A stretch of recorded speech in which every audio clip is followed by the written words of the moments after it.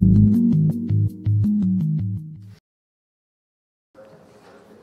so what I was trying to get across from that last lecture was there are many considerations that go into extremely simple products. And these small considerations, these small design changes, which seem small and superficially, there is a lot of thought that goes into them, and they could make the difference between millions of kroner when you look at the entire market. So looking at these two products, you don't think there's really much difference at all, but there's very deep design consideration that goes into them. Now, when I was in the UK, we focused really on concurrent engineering. And this was at the product and production level of the IPD process. We didn't really build in the market side to it. And looking at production, things like DFMA is concurrent engineering. So this particular lecture is looking at the difference and the interaction between the product and the production side. So designing the product and production system simultaneously towards the business. So does anybody know what a DFX method is? Go ahead. It's a method where you design specifically for some purpose. That would be assembly, manufacturing, installation, and so on. Exactly. So you design specifically for a purpose or for a stakeholder. So that's DF, design for, and X is the particular perspective. So where X is an important aspect related to the product lifecycle, and where design for means the design of the product in order to improve the X. So we had a couple of DFXs mentioned there, design for manufacture, assembly, installation. Any other important ones that you are looking into in your other lectures?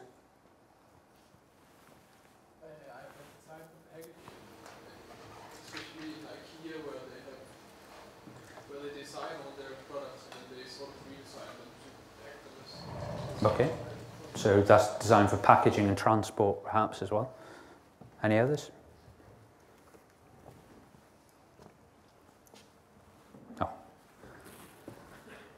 Designed for apples.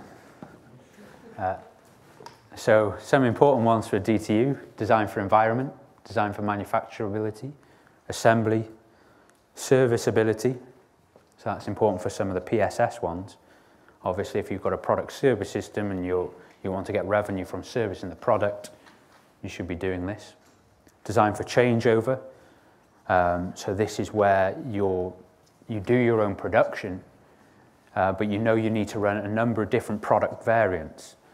So you don't want the production facilities to have a downtime of several days where you're not producing. You need to be able to design the product so that you can quickly alter some of its parameters, so that you can run new product variants on the production facility. Design for disassembly is quite synonymous with design for the environment. If you have a product life system model where you're responsible for the product until its disposal, you may consider disassembly as a very important feature, or it may be a legislative requirement. Design for quality, you may have heard of the QFD method, trying to build in customer quality, but also you can build in manufacturing quality. So here's the DFX lifecycle. So we may have the development of all these different aspects related to design, and this is its product life running in this direction. This is the score model. And we can build in these various other aspects related to design.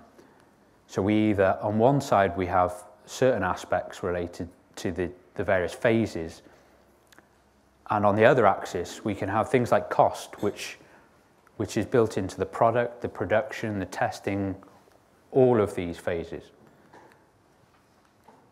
So design for cost may be associated with the planning, fabrication, assembly, and testing level. Design for assembly runs in the other axis. We consider cost, quality, flexibility, risk, time, and efficiency all on the assembly aspect. Design for manufacture, we'll consider perhaps multiple from both axes. Design for usability will be quality of the installation, operation and service phases. Design for quality, running through all the phases. Serviceability in the service dimension. And design for environment is seen as one of the most complex. Some people don't even consider it as a DFX method because it has to take into account so many of the different life cycle phases. And then you also have slightly more interesting complex ones such as design for product families or platform development. Now, a very important aspect with regards to DFX is when you consider a single X at a time, you will be making trade-off. So as soon as you're designing for the purpose of manufacture, you'll be making trade-off in other areas. So your manufacture may increase and improve, but your serviceability may get worse, or your assemblability may get worse. So just as a small exercise in your groups to consider trade-off, have a think about these axes. Here you may be designing for acceleration and petrol uses or efficiency. So in your groups, just discuss these 4 examples and consider how the trade-off curve may look. So you've got 5 minutes. If you've got a question and you don't understand this exercise, put your hand up.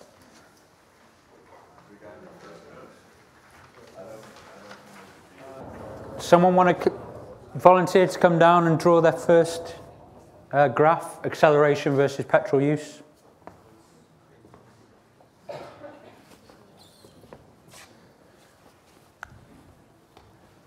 While we're waiting for that, somebody for the second graph?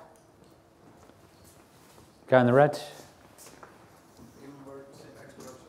Sorry? Inward exponential. Like that?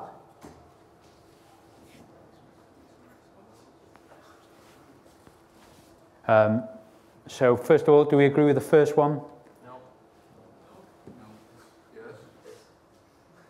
Yes. Okay. What about linear? Would you like to explain it quickly? The point was that when you want faster acceleration, you decrease the petrol. No, you increase the petrol efficiency. So, but I don't know whether it's linear or exponential or something. Okay, and who disagrees with it? I think that it will be like this, the curve.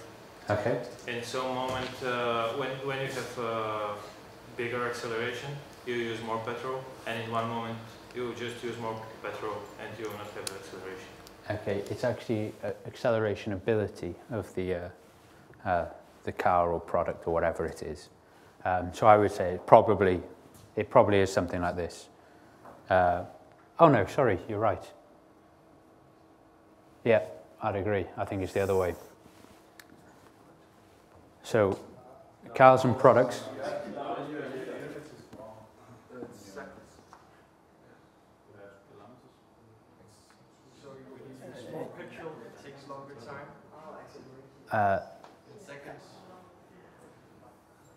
Yeah, I should have thought about the units a bit more. Okay, we're going to go,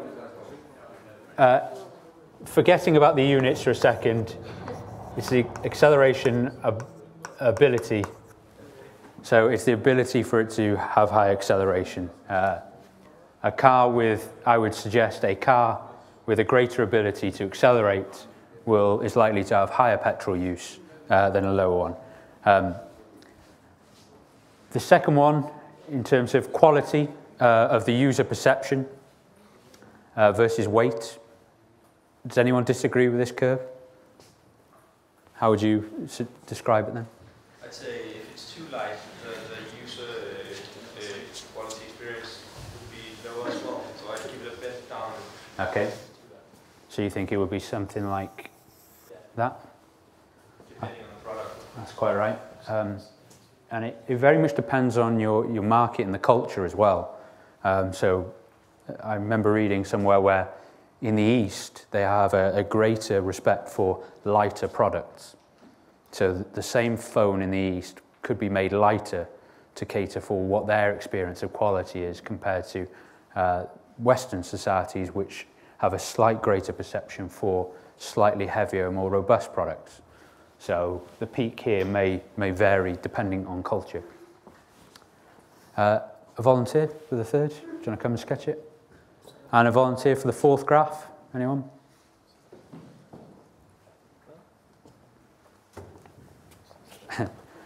This gentleman here, fourth graph, please. Will you sketch the fourth graph? Okay. Anyone disagree? The speed of assembly increases with the number of components. Disagree. Oh, yeah, it's the exact other way around. So we should do it like this.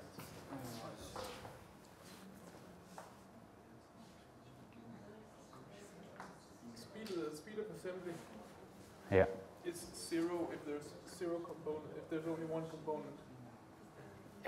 The speed of assembly there. Apologies. The units here are very confusing. Yeah, exactly. If there's only one part of the product, then it's 0 seconds. So. We'll do that as assembly time, and then you're correct. Okay. Yeah, exactly. Okay. So in other words, it takes longer to assemble the more components you have. Does anyone disagree with that?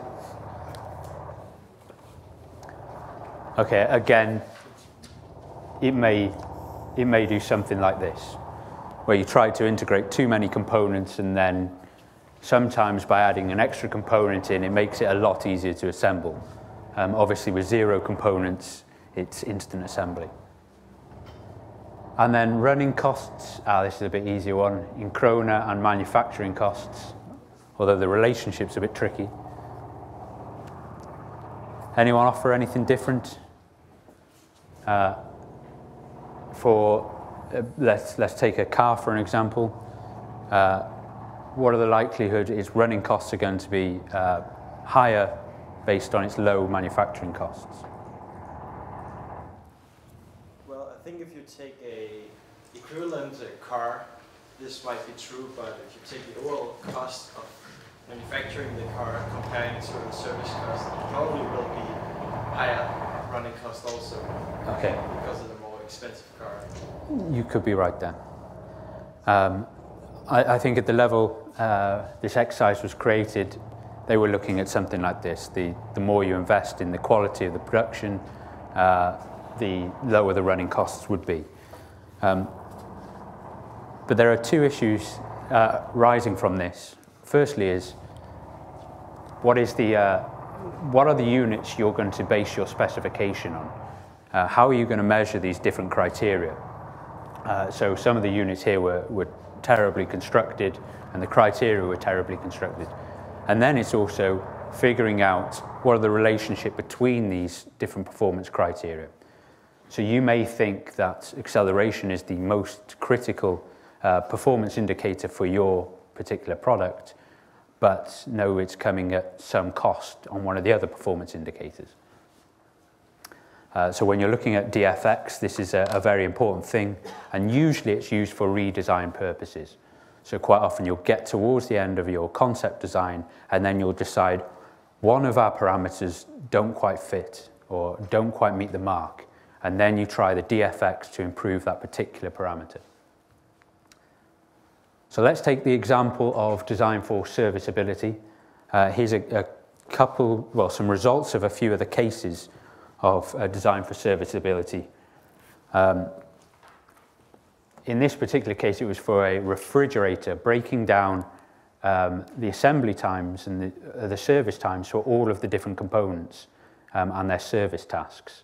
So the product was launched, they did a design for serviceability exercise, and the service time is reduced by roughly or over 50%. Here's a nice example of a service design for serviceability for replacing a headlamp bulb of I think this is a Ford. And when it was designed, in a way this is quite nicely constructed that the bumper is used to dimensionally constrain the headlamp, the lens and the bulb. So once the bumper goes on, the bulb is secured, it's used to secure and fit in place the lens and the housing and so on, which is all fine, but then when it goes into production, when you have to change a light bulb for a headlamp or an indicator, you have to take the entire bumper off. So what they haven't done here is considered this extra element, this serviceability of the product. So in this particular case, here's what it takes to disassemble and reassemble a product. Whereas really you would think it would just be prise open a snap fitting on a headlamp, unscrew a bulb and rescrew a bulb. But it's not the case here because they didn't think about these extra stakeholders, these extra product life dimensions. Now, the one you'll probably be most familiar with, the DFX method, is design for manufacture and design for assembly. And quite often these are done together because they're so interrelated. A really nice example of DFMA was the Boeing helicopter, the Apache Longbow, sorry. And this had an estimated savings just by doing some DFMA exercises of $1.3 billion over its product's lifetime. And here's a nice example of a redesign of a particular bracket. So the light in here is about as usual, but this is created from 5 different sheet metal parts, 19 rivets, 20 tools. This is a simple bracket, anti-flare bracket. And simply by changing the production equipment, they could produce this on a high-speed lathe,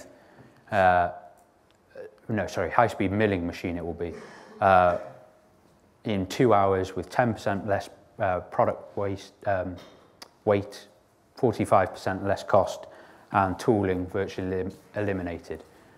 So this is a particular example of using DFMA and not just improving assembly and manufacture, but also improving some of the other criteria you evaluate the product on as well.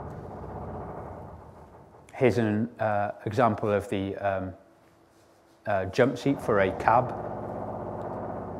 They moved from the original design, which is 105 separate parts, taking 1,440 seconds to a redesign.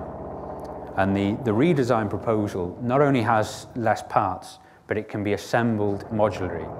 So you can assemble the different units independently of each other. I'm going to pass around some samples now. Here's a really nice example of a redesigned bracket.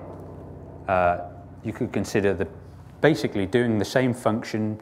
Maybe you could argue this one has slightly better properties in some respects, but essentially they do the same thing, and it's moved from a fabricated component which has been welded together, then afterwards tapped to create the threads in the holes for an angle bracket, compared to this, which is, I think, pressure die casted.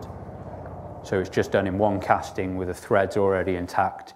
Possibly they do the threads afterwards. You just pass those around.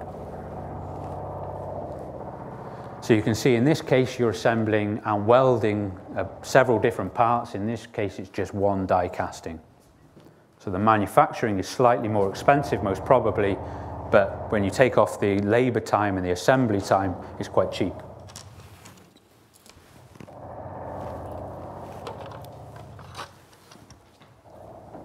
These are sprinkler systems. So here's a sprinkler system where the hose is attached to the tap at the end. You turn the water on, this spins round and fires water out the end. In terms of function, we can say it's the same as this one-piece molding. This has an internal construction so that when the water is pushed in with a certain velocity, it will be spraying out of this top piece to give basically the same trajectory of the water as this one. You can see big changes and differences in manufacturability here.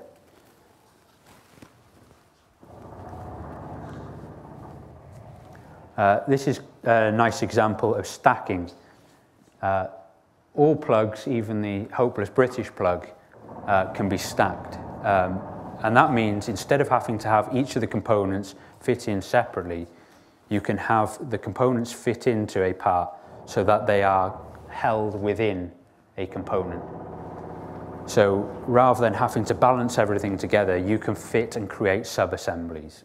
And this is a process called stacking. It makes things much easier to assemble and manufacture. This is a keypad. It's a very nice example of design for assembly. You essentially have these plastic buttons which have to be placed onto a white plastic backing. Now, of course, you could produce all of those individually and then place them onto this plastic backing. But what they do is create it all in one go, fit it, and then snap fit afterwards. So this can be done in one molding. It's put onto the white plastic backing, and then the bridges are broken afterwards. So it's not just about the products that are designed, it's about the process, how you assemble them in sequence, and then perhaps break the bridgings.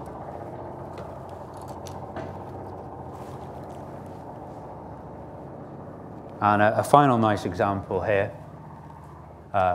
Here's a bell with a number of different components which have to be manufactured independently and assembled. You can see several brackets here, 2 screws and a bottom bracket. For this simple plastic molded version, you have a single molding to secure the bell onto the handlebar, and within the same molding you have the plastic lever arm which can be used to activate the bell. So that requires basically no assembly at all. That requires a great deal of assembly and also difference in manufacture. That's just one injection molded part. And the same goes with this peg here. On one example, we have a spring that has to be integrated into 2 wooden slats for a peg. And in this version, we just have an injection molded peg, which I think will be molded, completely extended with some tension built into the arms. Then you fold it shut and click it at the integral hinge in the middle.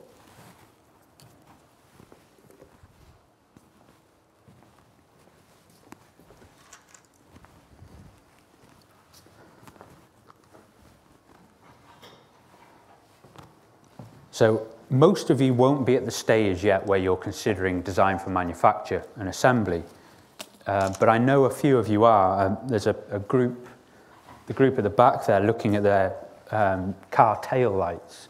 They're starting to already think about the positioning points of their product. So can they use the standardized number plate fittings to connect their product? And they're already starting to think about the production and the assembly side of it, and also whether they can reuse some of the mounting points for the power use of the lights for the rear number plate. But most of you won't be at this stage yet. So have a go at this DFMA exercise with a view that you'll be doing certain design for exercises towards the end of your product development. Now, in your handouts that you should have, you'll have a picture of an assembly, and your task is to redesign this product so that it's more easy to manufacture and assemble. First of all, first task is to try to decide what this product is for. See if anyone can guess. So in your groups, have a little discussion. What's it for, and how can you redesign it for improved manufacture and assembly?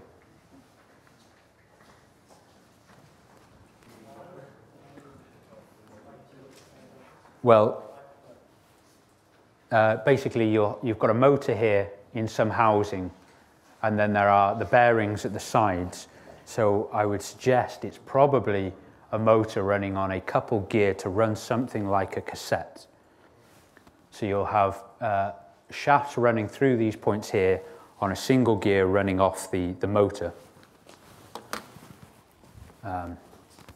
So if we're looking at it from the underside, The motor will be here. It will have some cog on it.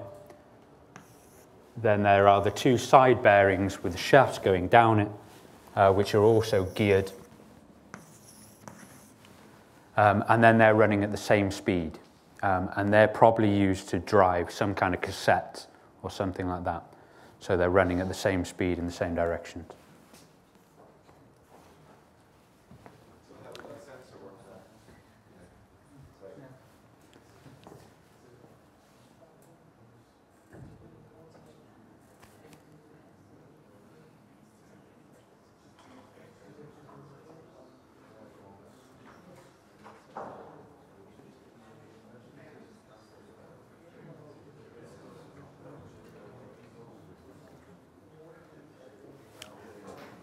Who asked that? I don't actually know what the function of that particular sensor is. I can't imagine it's for the function of the drive, but just assume that that is, you need to incorporate the sensor in there.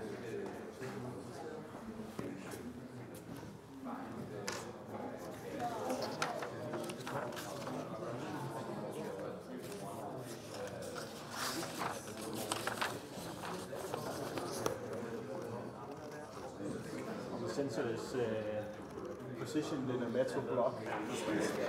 Okay, so I'll show you now the suggested solution for this exercise. There's also a data sheet here, which I don't know if you saw just beneath, which you can work on. And a couple of students of mine doing a design for assembly project for this RepRap 3D printer produced one of these data sheets for the entire printer and basically based their redesign on this data sheet. But I think the critical principle is look for simplicity. Try to integrate as many parts as possible and the need for assembly at all. So the first thing you can do is remove parts. Is it necessary? If not, integrate parts. So here's the suggested solution. And what they've actually gone through here is a change of material. Let's see if I can dip the lights. So the bottom part of the housing in this example is used from a nylon base, which means you can integrate the bearings into the material itself. So instead of having to buy in and use separate bushings are the same thing as plain bearings if you didn't know, they can basically machine out a nylon base which has the thread in it, which has integrated bearings into it. And also, they use the dimensions of the base to constrain the outer housing. So in this particular instance, you've just got the motor with 2 screws into the bottom base, the housing secured by these faces onto the bottom plate, and then 1 screw attaching the housing to the bottom plate so it can't move in the vertical axis. Now, DFMA may not be that important for some of your projects, I understand that, but it's important that you think of DFX methods, and maybe you'll find a DFX which is much more appropriate for yours. But have a think for your project groups, which of the X's is going to be most fundamental, and maybe it's worth starting to read up on the X, whether it's serviceability, whether it's quality, whatever it may be. Unless you've got any questions, we'll take a 15-minute break. Okay, come back just after 15:15.